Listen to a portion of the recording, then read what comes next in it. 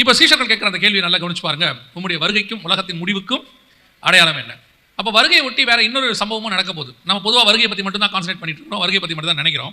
ஆனால் வருகையோடு கூட இன்னொரு விஷயமும் நடக்குது. அதனால தான் சீஷர்கள் சேர்த்து கேட்குறாங்க, உம்முடைய வருகைக்கும் உலகத்தின் முடிவுக்கும் அடையாளம் என்ன? உலகத்தின் முடிவு என்பதை நீங்கள் புரிந்து கொள்ள வேண்டும். உலகத்தின் முடிவு என்பது வேறு, பூமியினுடைய முடிவு என்பது வேறு. The difference between the earth and world. இப்போ நம்ம எல்லாருமே உலகத்தின் முடிவு, உலகம் முடிய போகுது அப்படின்னு உடனே இந்த பூமி அழிஞ்சிரும் அப்படின்னு சொல்றாங்க. ஒரு சிலர்லாம் கூட சொல்றாங்க, ஒரு கிரகம் வந்து நம்ம பூமியோட மோத போகுது, அதோட பூமி இல்லாமல் போயிட போகுது. இந்த பூமி, இப்போ நாம இருக்கிற இந்த பூமி இன்னைக்கு வருகை வந்தா, நான் ஒரு அடையாளத்துக்கு சொல்றேன், ஒரு உதாரணத்துக்கு சொல்றேன். இன்னைக்கு வருகை வந்தா, இதுக்கு அப்புறம் வருகைக்கு அப்புறம் குறைஞ்சபட்சம் 1007 வருஷம் இருக்கும். குறைஞ்சபட்சம் 1007 வருஷம் இந்த பூமி இருக்கும். இன்னைக்கு வருகை வந்தா, வருகை என்னைக்கு வரும் நமக்கு தெரியாது. வருகைக்கு அப்புறம் 1007 வருஷம் கண்டிப்பாக இருக்கும், அதுக்கு மேலேயும் இருக்கும். எப்படி சொல்றீங்க அப்படின்னா, சபை எடுத்துக்கொள்ளப்பட்ட பிறகு 7 ஆண்டு கால உபத்திரவ காலம் இருக்கிறது. அந்த உபத்திரவ காலம் இந்த பூமியில தான் நடக்கும். உபத்திரவ காலத்தின் முடிவில் இயேசுவின் 1000 வருஷ அரசாட்சி இருக்கிறது. அந்த 1000 வருஷ அரசாட்சியும் எங்க தான் நடக்க போகுது? இதே பூமியில் தான் நடக்க போகுது. அப்ப குறைஞ்சபட்சம் 1007 வருஷம் இந்த பூமி இருக்கும். அதுக்கப்புறம் சாத்தான் கட்டவிழ்க்கப்பட வேண்டும், அவன் மாக்கோகு கூட்டத்தாரை சேர்த்துக் கொள்ள வேண்டும். அதற்கு பிறகு ஒரு யுத்தம், மாக்கோகு யுத்தம். இதெல்லாம் எங்க நடக்கணும்னு கேட்டா இந்த பூமியில தான் நடக்கணும். அதனால இந்த பூமி நாளைக்கு அழிஞ்சிரும், இன்னைக்கு அழிஞ்சிரும், காணாமல் போயிடும் அப்படிலாம் நீங்க நினைக்கவே வேண்டாம். வருகை வந்த பிறகு அதுக்கு பிறகு குறைஞ்சபட்சம் 1007 வருஷம் இருக்கும் மினிமம். ஸோ அதனால பூமியினுடைய முடிவு என்பது இதல்ல. அப்போ உலகத்தின் முடிவுனா என்ன? உலகம் என்பது என்ன? முதல் நமக்கு அது தெரியணும். ஆதியாகமம் 1:1 கர்த்தர் வானத்தையும் பூமியையும் சிருஷ்டித்தார்னு இருக்கு. 1:10 தண்ணீர் எல்லாம் ஒரு இடத்தில் சேர கடவுது, வெட்டாந்தரை உண்டாக கடவுது, சேர்ந்த ஜலத்திற்கு சமுத்திரம் என்று பெயரிட்டார், வெட்டாந்தரைக்கு பூமி என்று பெயரிட்டார்னு இருக்கு. அப்ப இந்த உருண்டை நம்ம பார்க்கறோமே, இதுக்கு பேர் தான் பூமி. அப்ப உலகம்னா என்ன அப்படின்னா, இந்த பூமியில கர்த்தர் சிருஷ்டிப்புகளை உண்டு பண்ணுகிறார். 3வது நாளிலே மரம் செடி கொடி எல்லாவற்றையும் உண்டாக்குகிறார். 4வது நாள் சூரியன் சந்திரனை உண்டாக்குகிறார். 5ஆம் நாள் மீன்கள் பறவைகள், 6ஆம் நாள் மிருகங்கள் மனுஷனை உண்டாக்குகிறார். இந்த சிருஷ்டிப்புகள், கிரியேஷன்ஸ், இதற்கு பேர் தான் உலகம், வேர்ல்டு. அப்ப பூமியினுடைய அர்த்தம் வேறு, உலகத்தின் அர்த்தம் வேறு. இப்ப சீஷர்கள் என்ன கேட்கிறாங்க? உலகத்தின் முடிவுக்கு அடையாளம் என்ன? இப்ப இயேசு கிறிஸ்து உலகம் அழியாதுன்னு சொல்லல, அதுக்கு அடையாளத்தை சொல்றாரு. என்ன அடையாளம் சொல்றாரு? அதே மத்திய 24:37 இயேசு சீஷர்களை பார்த்து சொல்லும்போது சொல்ற வார்த்தை, நோவாவின் காலத்தில் எப்படி நடந்ததோ அப்படியே மனுஷகுமாரன் வரும் காலத்திலும் நடக்கும். நோவாவின் காலத்தில் என்ன நடந்துச்சு? பூமி அழிஞ்சிச்சா, உலகம் அழிஞ்சிச்சா? உலகம் தான் அழிஞ்சிச்சு. ஏன்னா உலகத்தில் உள்ள சிருஷ்டிப்புகள் அழிக்கப்பட்டது. பூமி இரவும் பகலும் 40 நாள் என்ன பண்ணுச்சு? சுத்திக்கிட்டே தான் இருந்துச்சு. அதுக்கப்புறம் இதே பூமி தான், இப்போ நாம அந்த பூமியில தான் இருக்கிறோம். அப்ப உலகத்தின் முடிவு என்பது சிருஷ்டிப்புகளின் முடிவு. அதை தான் கேட்கிறாங்க. இப்போ என்ன நடக்கும்? சபை எடுத்துக்கொள்ளப்பட்ட பிறகு 7 வருஷம் கழிச்சு இயேசு கிறிஸ்துவின் 1000 வருஷ அரசாட்சி தொடங்கறதுக்கு முன்னாடி மிகப்பெரிய யுத்தம் ஒன்று பூமியில் வரும். அதுக்கு பேர் அர்மேகதான் யுத்தம்னு பேர். மெகிதோ பள்ளத்தாக்கள் நடக்கும். அந்த அர்மேகதான் யுத்தத்திலே பூமியானது முழுவதுமாக 1,44,000 பேரை தவிர மற்ற எல்லாருமே கொண்டு அழிக்கப்படும். அதற்கு பிறகு இதே பூமியில அந்த 1,44,000 பேரை கொண்டு ஆண்டவர் புதிதாக எப்படி நோவா பேழைக்குள்ள வந்து இந்த உலகத்தை திருப்பி கிரியேட் பண்ண மாதிரி இயேசு செய்வார். இதுதான் நமக்கு வேதத்தில் கொடுக்கப்பட்டிருக்கிறதா டைம் லைன். சோ உலகத்தின் முடிவு என்பது என்னன்னா, மீண்டும் ஒரு விசை. அதனால தான் ஆண்டவர் சொல்றாரு, இன்னும் ஒரு விசை நான் வானத்தையும் பூமியையும் அசைய பண்ணுவேன், இன்னும் ஒரு விசை நான் சமுத்திரத்து மச்சங்களை எல்லாம் வாரி கொள்ளுவேன். எல்லாம் திருப்பி இன்னொரு தடவை அதே மாதிரி நடக்கும்னு இயேசு சொல்றாரு. சோ இப்போ நம்ம இன்னைக்கு என்ன பார்க்க போறோம் அப்படின்னு கேட்டீங்கன்னா, இயேசுவின் வருகைக்கான ஒரு அடையாளத்தையும் அதை ஒட்டி அந்த 7 வருஷத்தின் முடிவில் நடக்க போற உலகத்தின் முடிவு, இதற்கான சில அடையாளத்தையும் நாம் பார்க்க போறோம். எதற்காக அப்படின்னு கேட்டா, 7 வருஷத்தின் முடிவில் நடக்க வேண்டிய அந்த அழிவுக்கு இன்னைக்கு உலகம் எந்த அளவுக்கு ஆயத்தப்பட்டிருக்கிறது அப்படிங்கறத நீங்க தெரிஞ்சுக்கிட்டீங்கன்னா, அந்த 7 வருஷத்துக்கு முன்னாடி வரப்போற வருகைக்கு நாம எவ்வளவு ஆயத்தப்படணுங்கிறத நம்ம தெரிஞ்சுக்கணும். நான் சொல்லுங்க, புரியுதா? நம்ம வருகைக்கு பின்னாடி 7 வருஷம் கழிச்சு ஒரு அழிவு வரும், பெரிய அழிவு. அதான் நோவா காலத்து மாதிரி நடக்கும். அந்த அழிவுக்கே இன்னைக்கு உலகம் எந்த அளவுக்கு ஆயத்தமா இருக்குதுன்றதை நீங்க புரிஞ்சுக்கிட்டீங்கன்னா, அப்ப வருகைங்கிறது எவ்வளவு சமீபம், கர்த்தர் எவ்வளவு சீக்கிரம் வருவாரு அப்படிங்கிறத நீங்க புரிஞ்சுக்க முடியும். அதுக்காக தான் நம்ம இன்னைக்கு பார்க்க போறோம். மத்திய 24 அவர்கள் கேட்கிற கேள்வி, உங்களுடைய வருகைக்கும் உலகத்தின் முடிவுக்கும் அடையாளம் என்ன? இப்ப வருகைக்கான அடையாளங்களாக அந்த 4வது வசனத்திலிருந்து 8வது வசனம் வரைக்கும் இயேசு 7 அடையாளங்களை சொல்லுகிறார். அந்த 7 அடையாளங்கள் வரிசையா நான் உங்களுக்கு சொல்றேன். பட் இன்னைக்கு நம்ம 7த்தையும் விளக்கமா பார்க்க போறதில்ல, நம்ம முக்கியமா ஒண்ணு தான் பார்க்க போறோம். ஏன்னா இதுக்கப்புறம் நடக்க போகுது. அங்க 7 அடையாளங்களை இயேசு சொல்லுகிறார். முதலாவது, அநேகரை நாமத்தை தரித்துக் கொண்டு நானே கிறிஸ்து என்று சொல்லி வருவார்கள். இது முதலாவது. 2வது, யுத்தங்களின் செய்திகளையும் கேள்விப்படுவீர்கள். 3வது, ஜனத்துக்கு விரோதமாய் ஜனம். 4வது, ராஜ்யத்துக்கு விரோதமாய் ராஜ்யம். 5வது, பஞ்சங்கள். 6வது, கொள்ளை நோய்கள். 7வது, பூமி எதிர்ச்சிகள். இந்த 7 அடையாளங்களும் அங்க இருக்கிறது. அதற்கு பிறகு வசனம் சொல்லுது, இவைகள் எல்லாம் வேதனைகளுக்கு ஆரம்பம்னு இருக்கு. அப்ப இது உபத்திரவ காலத்துக்கு முன்னாடி நடக்க வேண்டியது. இதுக்கு அப்புறம் தான் உபத்திரவ காலமே ஆரம்பிக்கும், வேதனைகள் எல்லாம் ஆரம்பிக்கும். 8வது வசனம் சொல்லுது, இவைகள் எல்லாம் வேதனைகளுக்கு ஆரம்பம் அப்படின்னு இருக்கு. உபத்திரவ காலத்துக்கு முன்னாடி, அதாவது வருகைக்கு சபை எடுத்துக்கொள்ளப்படுறதுக்கு முன்னாடி 7 அடையாளங்கள் நடக்கணும். அந்த 7 அடையாளங்கள் இப்ப நடந்துகிட்டு தான் இருக்கு. நம்ம கண்ணுக்கு முன்னாடி ஒரு அடையாளம் கிராஸ் பண்ணி போயிட்டே இருக்கு. நம்ம அதுல தான் இருக்கிறோம். ஒண்ணு என்னது? கொள்ளை நோயில நம்ம இருக்கிறோம். அந்த கொள்ளை நோய் கிராஸ் பண்ணி உலகளாவிய இந்த 7 அடையாளங்களையும் கரெக்டா நீங்க இன்னொரு இடத்துல வரிசை கிரமமா பார்க்க முடியும். எங்க அப்படின்னு கேட்டீங்கன்னா, வெளிப்படுத்தின விசேஷம் 6ஆம் அதிகாரத்துல 6 முத்திரைகள் இருக்கும். ஒரு முத்திரையும் ஒரு குதிரையாக சொல்லப்படும். 6 முத்திரைகள் இருக்கும். இந்த 6 முத்திரைகளையும் அந்த 6 அடையாளங்களை நீங்கள் பார்க்க முடியும். கரெக்டா 7வது முத்திரையில இந்த மத்தேயு 24ல சொன்னது 100% நிறைவேறும். இப்போ நாம இன்னைக்கு என்ன பார்க்க போறோம் அப்படின்னு கேட்டீங்கன்னு சொன்னா, இது வரைக்கும் நடந்த அடையாளங்கள்லாம் ஒரு பக்கம் இருக்கட்டும், அதெல்லாம் நடந்து முடிஞ்சிருச்சு. இப்போ நம்ம கிராஸ் பண்ணிட்டு இருக்கிறதுல இருந்து அடுத்து என்ன நடக்க போகுது அப்படிங்கிறத நாம பார்க்க போறோம். இப்போ நம்ம எதை கிராஸ் பண்ணிட்டு இருக்கிறோம்? நம்ம எல்லாருக்கும் தெரியும், கொள்ளை நோயை என்ன பண்ணிட்டு இருக்கிறோம்? கிராஸ் பண்ணிட்டே இருக்கிறோம். இந்த கொள்ளை நோயானது 2019 ஆரம்பித்தது. முதல் முத்திரை வந்து 2012 உடைக்கப்பட்டது. இதெல்லாம் தனி செய்தி, ஒரு பைபிள் ஸ்டடி மாதிரி எடுக்கணும், பட் நமக்கு நேரம் இல்லை. இப்போ நமக்கு இந்த கொள்ளை நோய்களுக்கான மிக முக்கியமான அடையாளங்கள் கிராஸ் பண்ணிட்டே இருக்கிறோம். நம்ம இப்போ பார்க்குறோம், 3 வருஷமா பார்த்துட்டு இருக்கிறோம். 2012 முதலாவது முத்திரை உடைச்சாச்சு. 2019 2வது முத்திரை, இந்த சிவப்பு குதிரை, ஒரு பட்டயம் கொடுக்கப்பட்டது. ஒருவர் கொலை செய்யத்தக்கதான காரியங்களை இப்போ நடந்துகிட்டே இருக்குது, இன்னும் முடிவுக்கு வரல. இது 2வது முத்திரைக்கான காலம், கொள்ளை நோய். ஆனால் இனிமேட்டு நடக்க போறதா ரொம்ப இம்பார்ட்டன்ட். அடுத்தடுத்த காரியங்கள் நடக்கும். அடுத்து என்ன நடக்க போகுது அப்படின்னு கேட்டீங்கன்னா, இயேசு சொன்ன அடையாளங்கள்ல 3வது குதிரை, கருப்பு கலர் குதிரைன்னு இருக்கும். இந்த குதிரைங்கிறதுக்கான விளக்கம் வந்து சகரியா புத்தகம் 6ஆம் அதிகாரத்தில் இருக்கு. அப்புறமா நீங்க போய் படிச்சுங்க, 1 முதல் 6 வசனங்கள் இருக்கு. குதிரை என்பது ஆவி. சகரியா புத்தகம் 6ஆம் அதிகாரம் 1 முதல் 6 வசனங்கள்ல வெள்ளை கலர் குதிரைனா என்ன, சிவப்பு கலர் குதிரைனா என்ன, குதிரைக்கான விளக்கங்களை அங்கே ஆண்டவர் கொடுத்துட்டார். வேத வாக்கியங்களை ஆராய்ந்து பாருங்கள், உங்களுக்கு அதுக்கான விளக்கம் அங்க இருக்கும். நீங்க யூகிக்கவே வேண்டாம். நான் எப்பவும் சொல்லுவேன், ஆண்டவர் நமக்கு கஷ்டமே கொடுக்கல. என்ன கஷ்டம்? நீ எதையும் யோசிக்காதன்ட்டாரு. ஏன்னா நீ யோசிச்சா தப்பா தான் யோசிப்பேன். நம்ம யோசிக்கிறது எப்பவுமே இருக்கும், ராங்கா தான் இருக்கும். அதனால கர்த்தர் சொன்னார், உனக்கு நான் அந்த வேலையெல்லாம் கொடுக்கல, உனக்கு ஒரே ஒரு வேலை கொடுக்குறேன், வேதத்தை ஆராய்ந்து பாரு. நீ கேட்கிற எல்லா கேள்விக்கான பதில் எங்கேயாவது ஒரு இடத்துல பைபிள்ல இருக்கும். நீங்க யூகிக்காதீங்கன்னு சொல்றேன். அவ்வளவுதான் ஆண்டவர் சொல்றார். யூகிச்சிங்கன்னா ஆல்மோஸ்ட் 99% தப்பா தான் முடியும். எல்லாத்துக்குமான பதில் வேதாகமத்திலே உண்டு. அதை தேடி கண்டுபிடித்து ஆராய்ந்து படித்தால் மட்டும் போதும். சோ அப்ப குதிரைகள் என்பது ஒரு ஆவியை குறிக்கிறது, அது மேல இருக்கிற ஆள் என்பது அதை நடப்பிக்கிறவனை குறிக்கிறது, கலர் என்பது அதனுடைய சம்பவத்தை குறிக்கிறது. அவ்வளவுதான், 3 விஷயம் இருக்கு. அது ரொம்ப சிம்பிள். இப்போ அடுத்து வரக்கூடியது கருப்பு கலர் குதிரை. அது எதை குறிக்கிறது? அவன் ஒரு தராசை பிடித்திருந்தான், எண்ணெயும் திராட்சரசத்தையும் சேதப்படுத்தாதே என்று சொல்லி இருந்தார். இயேசு இங்க சொல்றாரு மத்தேயு 24ல கொள்ளை நோய்களுக்கு அப்புறம் பஞ்சங்கள்னு சொல்றாரு. அடுத்து வரக்கூடியது என்ன வரப்போகுது? பஞ்சம். இதான் 3வது குதிரை.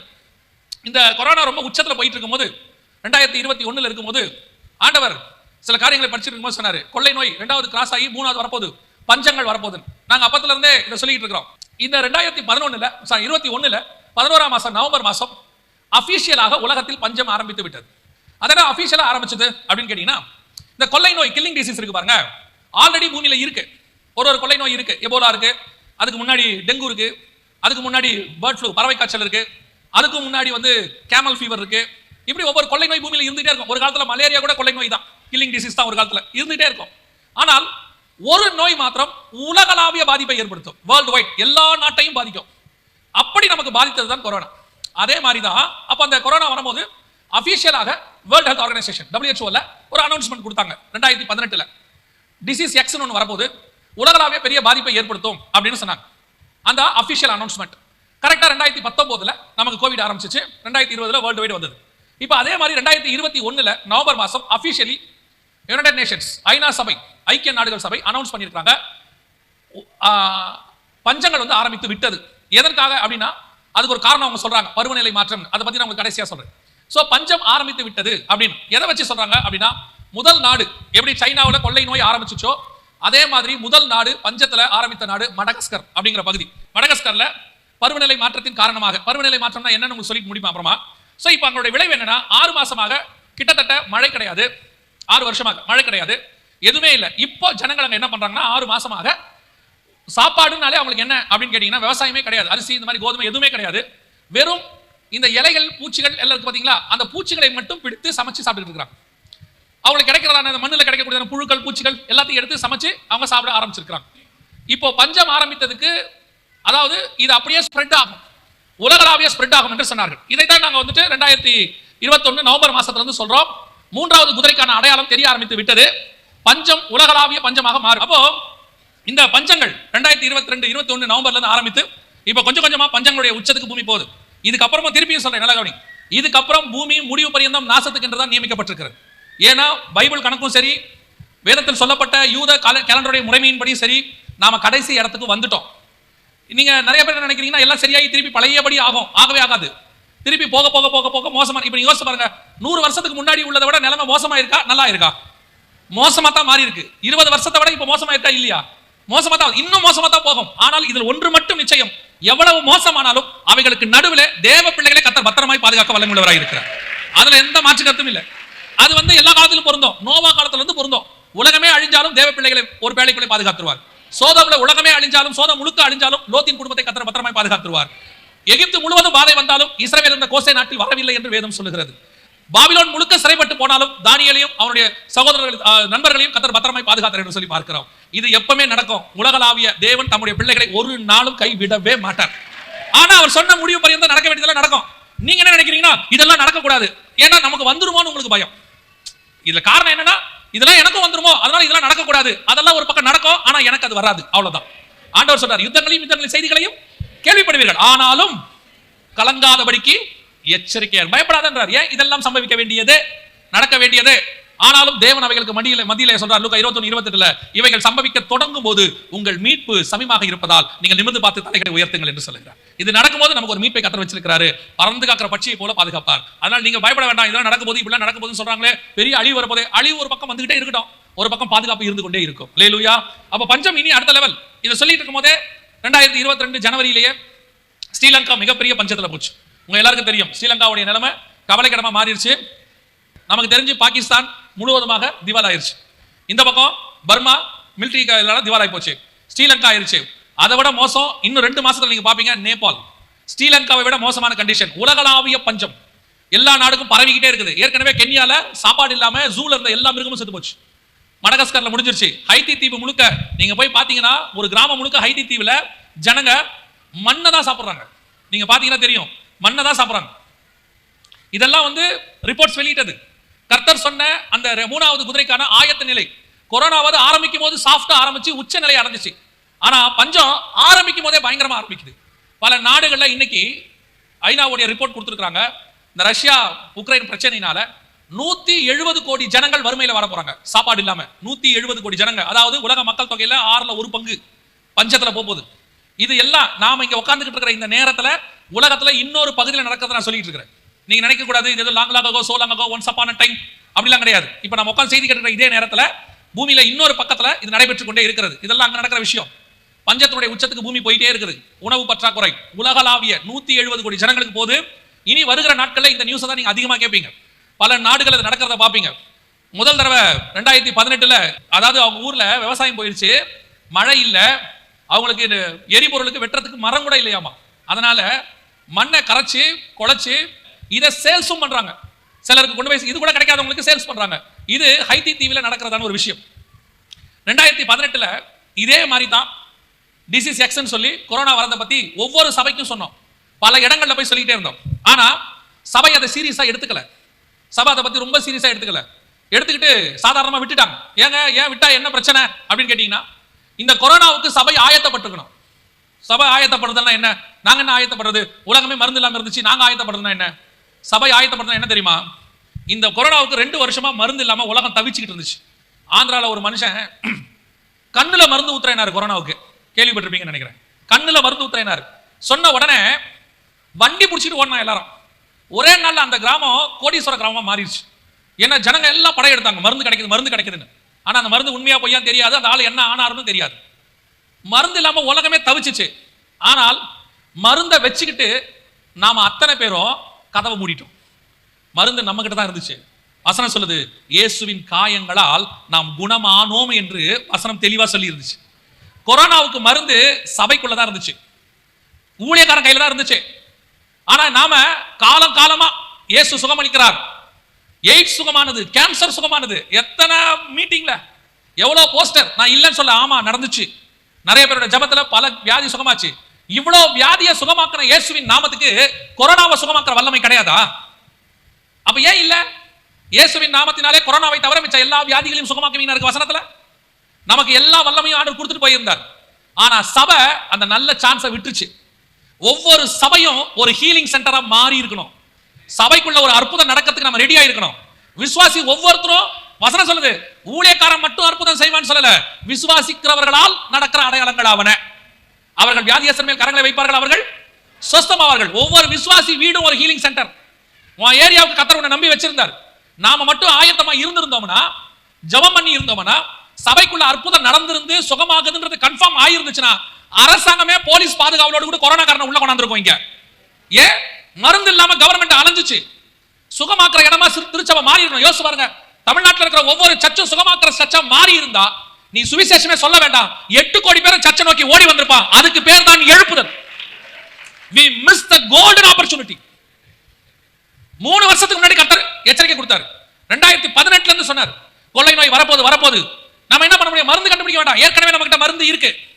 இயேசுவின் நாமம் கையில இருந்துச்சு. நாம மட்டும் விசுவாசத்துல பலப்பட்டு நின்று இருந்தோம்னா இந்நேரம் அப்படியே 10 மடங்கு சர்ச்சு வளர்ந்துருக்கும். நாம சான்ஸை விட்டுட்டோம். இப்ப 2வது சான்ஸ் வரப்போகுது. 2வது சான்ஸ். இப்ப என்ன பண்ணணும்? பஞ்சத்தினுடைய உச்சத்துக்கு, இப்ப எப்படி கொரோனா உச்சத்துக்கு போச்சோ அதே மாதிரி பஞ்சத்தின் உச்சத்துக்கு இந்த பூமி போகும். அடுத்து அதான் நடக்கும் வேர்ல்டு வைட். அப்ப பஞ்சத்துல உச்சத்துக்கு நாங்க என்னங்க பண்றது? பஞ்சம் உலகம் முழுக்க வரும், தேவ பிள்ளைகளுக்கு மட்டும் வராது. தேசம் முழுக்க பஞ்சம் வந்தாலும் எலியா இருக்கிற விதவையின் வீட்டுக்குள் மாத்திரம் பஞ்சம் இருக்காது. அங்கே மாவும் எண்ணெயும் குறைவுபடாது. கர்த்தர் ஆசீர்வதிக்க வல்லமையுள்ளவராய் இருக்கிறார். ஒவ்வொரு திருச்சபையும் ஒவ்வொரு விசுவாசி வீடும் இனி போஷிக்கிற ஸ்தலமா மாறும். இது 2வது அடையாளம். கர்த்தர் நமக்கு கொடுக்கிற சான்ஸ். போஷிக்கிற ஸ்தலமா மாறும். இது வரைக்கும் வாங்கினதா கொடுத்தமான்றதுல கவலை இல்லை. இனி சாப்பாடு இல்லாம ஜனங்க சாகும்போது சபைகள் சாப்பாடு கொடுக்கிற ஸ்தலமாய் மாறும். இதை கர்த்தர் நம்ம கொண்டு உறுதிப்படுத்துவார். இது கர்த்தர் நம்மோடு கூட இருக்கிறார் என்பது ஒன்று தெரிஞ்சுக்கோங்க. உலகம் முழுக்க வாதம் வந்துச்சுன்னா நமக்கு வரலனா தான் நாம தேவ ஜனங்கள் என்பதற்கு அடையாளம். அந்த டிஃபரன்ஸ் இருந்தா தான் நம்ம தேவ ஜனம். எல்லாரோடையும் நடக்கும்போது எனக்கும் நடக்குதுன்னா நான் எப்படி அவருக்கு சாட்சியா நிக்க முடியும்? இப்போ உலகம் முழுக்க பஞ்சம் வரும். ஒவ்வொரு விசுவாசி வீடும் ஆகாரம் குறைவுபடாமல் இருக்கும், எண்ணெயும் மாவும் குறைவுபடாமல் இருக்கும். கர்த்தர் ஆசீர்வதிப்பார். அது உனக்கு கோதுமை மாவா இருந்தாலும் சரி, அரிசி மாவா இருந்தாலும் சரி, எந்த மாவா இருந்தாலும் சரி, கர்த்தர் ஆசீர்வதிப்பார். அந்த விசுவாசம் இப்பவே ஆரம்பிக்கணும். நீங்க இப்பவே ஆரம்பிக்கணும். ஆண்டவரே, என் வீடு கொடுக்கிற வீடா மாறணும், என்னுடைய சபை கொடுக்கிற சபையா மாறணும். பசியார வர்றவனுக்கெல்லாம் இங்கே ஆகாரமும் ஆத்மாவுக்கு தேவையான ஆகாரமும் இங்கே இருக்கும். அந்த மாதிரி கர்த்தர் சபையை வித்தியாசப்படுத்துவார். ஊழியக்காரனையும் சபையையும் கர்த்தர் அப்படி உயர்த்துவார். அந்த வித்தியாசத்தை காட்டுவார். இதான் 2வது. இந்த பஞ்சத்தினுடைய உச்சத்துக்கு பூமி போக தொடங்கிருச்சு. இன்னும் யுத்தம்லாம் ஆரம்பிக்கும். இந்த பஞ்சத்தினுடைய முடிவு தான் யுத்தம். இயேசு சொன்னார்ல, யுத்தங்களின் செய்திகளை கேள்விப்படுவீர்கள். ஏன்னா பஞ்சம் அதிகரிக்க ஜனங்கள் போராட்டம் நடத்த தொடங்குவார்கள். ஜனத்துக்கு விரோதமாய் ஜனம் எழும்பும். ஜனத்துக்கு விரோதமாய் ஜனம் எழும்பும் போது அதை அடக்குவதற்கு முடிவாக யுத்தம் வரும். இயேசு சொன்ன அடையாளங்கள் அப்படியே ஒன்று பின் ஒண்ணா லைனா வருது பாருங்க. கொள்ளை நோய் முடிஞ்சிச்சு, பஞ்சம் ஆரம்பிக்குது, பஞ்சம் முடியும் போது 4வது முத்திரை யுத்தம். கரெக்டா அப்படியே வரிசையா இருக்கு. இதெல்லாம் நம்ம காலத்தில் சம்பவித்துக் கொண்டிருக்கிறது. நாம தான் அதை பார்த்துக்கிட்டு இருக்கிறோம். நம்ம கண்ணுக்கு முன்னாடி நடக்குது. ஆனா இதெல்லாம் நடக்குது, நமக்கு ஏதாவது கொஞ்சம் உணர்வு இருக்குதா? அதுதான் கேள்வியே. இதெல்லாம் நடக்குது, நம்ம கண்ணுக்கு முன்னாடி நடக்குது. நீங்க தான் சிலிண்டர் 1000 ரூபாய் கொடுத்து வாங்கிட்டு இருக்கீங்க. 240 ரூபாய் கொடுத்து வாங்குற சிலிண்டர் எவ்வளவு கொடுத்து வாங்குறோம்? 1000 ரூபாய் கொடுத்து வாங்குறோம். 30 ரூபாய்க்கு போட்ட பெட்ரோல் இப்ப எவ்வளவு போடுறோம்? 100 ரூபாய்க்கு போடுறோம். ஆனா உணர்வு இருக்குதா போடும் போது? எல்லாம் அப்படி தாங்க, சீக்கிரத்துல சரியாகும். எப்ப ஆகும்? 30ல இருந்து 100 ஆகி போச்சு பெட்ரோல். இன்னும் சரியாகும். ஆட்சி மாறினா சரியாகும். ஆட்சிகள் மாறினாலும் காட்சிகள் மாறாது. முடிவு பரியந்தம் இப்படிதான் நடக்க போகுது. இது ஒரு பக்கம் பஞ்சத்தினுடைய உச்சம். சாப்பாட்டு பஞ்சத்தை மட்டும் தான் சொல்லியிருக்கிறோம். இதுக்கு அடுத்து இன்னொரு பஞ்சம் இருக்குது, தண்ணி பஞ்சம். அது அதை விட கொடுமை போங்க. உலகளாவிய இந்த டேட்டா பேஸ் எல்லாம் எடுத்து பார்க்கும்போது மனசுக்கு அவ்வளவு வருத்தமா இருக்குது. ஆனா நான் இப்போ உங்களுக்கு ஒரே ஒரு காரியத்தை பைபிள் வசனத்துல இருந்து மட்டும் சொல்றேன். வாசிங்க. வெளிப்படுத்தின விசேஷம் 16ஆம் அதிகாரம் 12வது வசனத்தை வாசிங்க. வெளிப்பாடு 16:12 வாசிங்க. 6ஆம் தூதன் தன் கலசத்தில் உள்ளதை ஐபிராத் என்னும் பெரிய நதி மேல் ஊற்றினான். அப்பொழுது சூரியன் உதிக்கும் திசையிலிருந்து வரும் ராஜாக்களுக்கு வழி ஆயத்தமாகும்படி அந்த நதியின் தண்ணீர் வற்றி போயிற்று. இதான் அடுத்து தண்ணி பஞ்சத்தினுடைய கடைசி லாஸ்ட். ஐபிராத் என்னும் நதி என்ன செய்யுமா? வத்தி போகும். ஐபிராத்ங்கிற நதி எங்க இருக்குது? ஆங்கிலத்தில் யூப்ரட்டிஸ் இருக்கும். யூப்ரட்டிஸ் எங்க இருக்கு? ஈராக்ல இருக்கு. ஈராக்ங்கிறது 2 நதிகளுக்கு உட்பட்ட இடம். யூப்ரட்டிஸ் அண்ட் டைக்ரிஸ் அப்படின்னு சொல்லுவாங்க. இந்த 2 நதிகளுக்கு உட்பட்ட இடம் தான் ஈராக். இந்த 2 நதிகளுக்கு உட்பட்ட இடத்துக்கு இன்னொரு பேர் இருக்கு, மெசபொத்தோமியான்னு சொல்லுவாங்க. 2 நதிகளுக்கு உட்பட்ட இடம். அப்போஸ்தலர் நடபடிகள் 7ஆம் அதிகாரம் 2ஆம் வசனத்துல நம்முடைய முற்பிதாவாகிய ஆதி தகப்பனாகிய ஆபிரகாமை மெசபொத்தோமியா தேசத்திலிருந்து கர்த்தர் அழைத்து கொண்டு வந்தார்னு ஸ்தேவான் சொல்வார். மெசபொத்தோமியானா 2 நதிகளுக்கு உட்பட்ட இடம். எங்கிருந்து புறப்பட்டு வந்தார் ஆபிரகாம்? ஆதியாகமத்தின் புத்தகம் 11ஆம் அதிகாரம் 31, 32 வசனங்களை வாசிச்சு பாருங்க.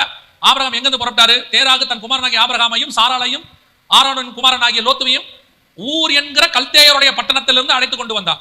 கல்தேயர் பட்டணம் எங்க இருக்கு? அதான் சினையா தேசம். அதுதான் பாபிலோன், அதான் பாபேல். இன்னைக்கு அதுக்கு பேர் தான் ஈராக். இந்த ஒரு பகுதி, இதனுடைய ஒரு பகுதி தான் யூப்ரட்டிஸ், ஐபிராத். இந்த நதி என்னைக்கு பூமியில வந்துச்சு? ஆதியாகமத்தின் புத்தகம் 2ஆம் அதிகாரத்தை வாசிச்சு பாருங்க. தோட்டத்துக்கு தண்ணீர் பாயும்படி ஒரு நதி புறப்பட்டு 4 ஆறுகளாக மாறியது. அதுல 2 ஆத்துக்கு பேரு ஐபிராத்து, தெக்கேல். இங்கிலீஷ்ல யூப்ரட்டிஸ் அண்ட் டைக்ரிஸ் இருக்கும். ஐபிராத்து, தெக்கேல்னு இருக்கும்.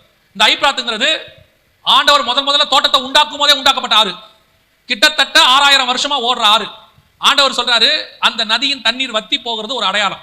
யூப்ரட்டிஸ்க்கு பேரு வத்தாத ஜீவ நதி. உலகத்திலேயே சில நதிகள் மட்டும் தான் வத்தாத ஜீவ நதிம்பாங்க. நம்ம ஊர் கங்கா மாதிரி. இது வத்தி போக தொடங்கி விட்டது.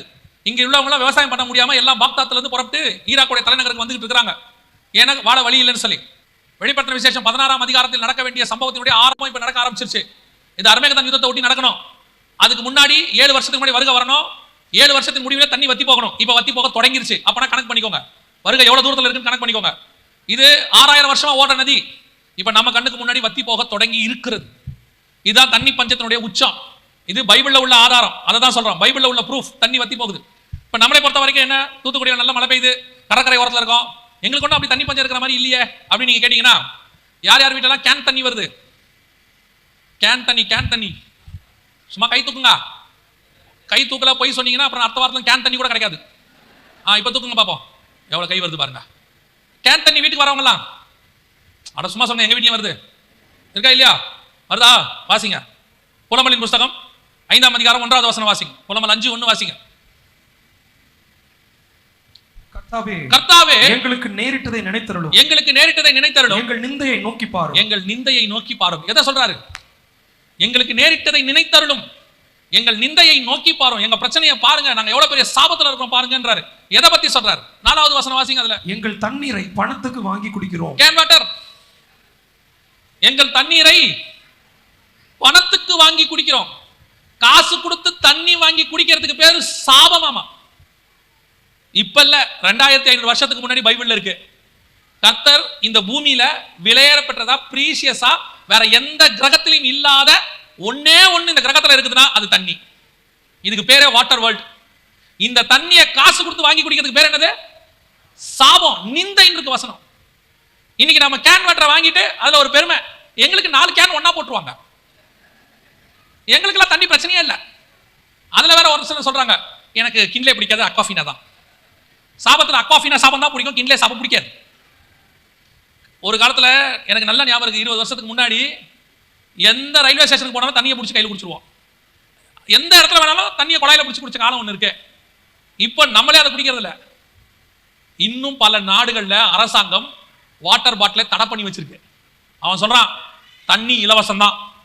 இப்பெல்லாம் ஊருக்கு கிளம்புறனால டிக்கெட் எடுத்தியா கேட்க மாட்டான், வாட்டர் பாட்டில் எடுத்துட்டியா. அந்த கொஸ்டின் டிஃபால்ட்டா வந்துருச்சு பாருங்க. சாபம். கடைசி காலத்துல கர்த்தர் சொன்ன ஒவ்வொன்றும் எவ்வளவு துல்லியமா நிறைவேறுது பாருங்க. தண்ணியை காசு கொடுத்து வாங்கி குடிக்கிற காலம் வந்துருச்சு. இன்னும் நிறைய இருக்கு தண்ணியை பத்தி பேசணும்னா. ஆனா ஒண்ணு மட்டும் தெரிஞ்சுக்கொள்ளுங்க, பஞ்சத்தினுடைய உச்சத்துக்கு பூமி வந்து சேர்ந்துருச்சு. இனிமேட்டு தண்ணி வந்து 1000 வருஷ அரசாட்சியில தான் நார்மலா இருக்கும். அது வரைக்கும் தண்ணி இப்படித்தான் போகும். கொஞ்சம் கொஞ்சமா தண்ணி வத்திக்கிட்டே போகுது. நிலத்தடி நீர் 1000 அடிக்கு கீழே போயிருச்சாமா. மேலையும் தண்ணி இல்ல, கீழையும் தண்ணி இல்ல, மழையும் பெய்யல, நிலத்தடியிலும் தண்ணி இல்ல. ஆனா இதெல்லாம் தெரியும், பேப்பர்லயும் பாக்குறோம், நம்மளே தான் போரும் போடுறோம், ஆனாலும் உணர்வு இல்லை. 1000 அடிக்கு தண்ணி இல்லையே, போர் போடுறோமே, ஒரு உணர்வு வர வேணாம். ஆண்டவரே, காலுக்கு கீழே இருக்க தண்ணியும் போச்சு, தலைக்கு மேல இருக்க தண்ணியும் போச்சு, நாங்க இப்ப என்ன செய்வோம்? என் பையனுக்கோ என் பேரனுக்கோ என்ன செய்வோம் யோசனை வந்துச்சா? வராது. எசேக்கியா ராஜா மாதிரி தான் நம்பலாம். ஏதோ நம்ம காலத்தில் நல்லா இருந்தால் சரி. கவனிச்சுக்கொள்ளுங்க, ஒரு பக்கம் சாப்பாடு பஞ்சம், ஒரு பக்கம் தண்ணி பஞ்சம். இதை விட மோசமான இன்னொரு பஞ்சம் இருக்குது. ஆண்டவர் சொல்றாரு, வாசிங்க ஆமோஸ் புஸ்தகம் 8ஆம் அதிகாரம் 11வது வசனத்தை வாசிங்க. ஆமோஸ் 8:11 வாசிங்க. இதோ நான் தேசத்தின் மேல் பஞ்சத்தை அனுப்பும் நாட்கள் வரும். ஆகார குறைவினால் உண்டாகிய பஞ்சம் அல்ல, ஜல குறைவினால் உண்டாகிய தாகமும் அல்ல. சாப்பாடு தண்ணி பஞ்சம் இருக்கு, ஆகா தண்ணி பஞ்சம் இருக்கு, அதெல்லாம் பத்தி பேசல. அடுத்து, கர்த்தருடைய வசனம் கேட்க கிடைக்காத பஞ்சத்தை அனுப்புவேன் என்று கர்த்தராகிய ஆண்டவர் சொல்லுகிறார். இதுதான் இருக்கிறதுலே மோசமான பஞ்சம். என்ன பஞ்சம்? இதுவரைக்கும் நம்ம பார்த்தது சபைக்கு வெளியே உள்ள பஞ்சம். இப்ப பாக்குறது சபைக்கு உள்ள பஞ்சம். அது என்ன? வசன பஞ்சம். வசன பஞ்சம்னா என்னங்க? வசனம் எப்படி பஞ்சம் ஆகும்? யோசிச்சு பாருங்க. முந்தியெல்லாம் பெந்தகோஸ்தே சபைனா ஊருக்கு வெளியே எங்கேயாவது கொட்டா போட்டு ஒன்று இருக்கும். 40 வருஷம் 30 வருஷத்துக்கு முன்னாடி ஊருக்குள்ள 2 சபை தான் இருக்கும். ஒன்று சிஎஸ்ஐ, இன்னொன்று ஆர்சி. ஒரு பெந்தகோஸ்தே சபை ஊருக்கு வெளியே கொட்டா போட்டுக்கிட்டு டொம்முன்னு அடிச்சுட்டு இருப்பாங்க. மொத்தம் 3 சபை இருக்கும், மிஞ்சி போச்சுன்னா 4 சபை இருக்கும். இப்ப அப்படி இல்லை பாருங்க. இப்ப தடுக்கி விழுந்தா சபை தானே, தெருவுக்கு 2 சபை. ஒரு ஏரியால 10 தெரு இருக்குன்னா 12 சபை இருக்கு. இப்படி இருக்கும்போது எப்படி வசன பஞ்சம் வரும்? யோசிச்சு பாருங்க. எனக்கு டவுட். சுத்தி சபை, எங்க பார்த்தாலும் ஊழியக்காரங்க, ஆன்லைன்ல திறந்தா 1000 மெசேஜ் போடுது. ஃபேஸ்புக் ஒரு பக்கம், வாட்ஸ்அப் ஒரு பக்கம் யூடியூப். இவ்வளவு இருக்கும்போது வசன பஞ்சம் வருமா அப்படின்னு சொல்லி எனக்கு சந்தேகம். இந்த வசனம் எப்படி நிறைவேறும் அப்படின்னும் போது ஆண்டவர் எனக்கு உணர்த்தினார் ஒரு காரியத்தை. இந்த பூமி இருக்குது, இதுக்கு பேர் வாட்டர் வேர்ல்டுன்னு பேர். அதாவது தண்ணீர் தேசம் அப்படின்னு பேர். 70% வாட்டர், 30% தான் லேண்ட். ஆனா இந்த 30% லேண்டும் 70% வாட்டர் இருக்கிற பூமியில தண்ணி பஞ்சம்னு ஒண்ணு இருக்குல்ல. எப்படி தண்ணி பஞ்சம்னா என்ன அர்த்தம்? அப்போ 70% தண்ணி இருக்கும், ஆனால் உன் தாகத்தை தீர்க்கிற தண்ணி இல்லாவிட்டால் அதற்கு பேர் தண்ணி பஞ்சம். சுத்தி சபை இருக்கும், ஊழியக்காரன் இருப்பான், வசனம் இருக்கும், உன் ஆத்தும தாகத்தை தீர்க்கிற வசனம் வராவிட்டால் அதற்கு பேர் தான் வசன பஞ்சம். இன்னைக்கு அந்த பஞ்சம் தான் ஸ்டார்ட் ஆயிருக்குது. இன்னைக்கு பேசுறான், எல்லாரும் மைக் எடுத்துக்கிறான், வசனம் பேசுறான், இன்னைக்கு ஆளாளுக்கு பேசுறான், என்ன வேணாலும் பேசுறான், அது எல்லாம் வசனம் ஆகாது. ஆவியானவர் உன் ஆத்மாவுக்கு பேசுறாரு பாரு, அதுதான் தேவன் பேசுகிற வசனம்.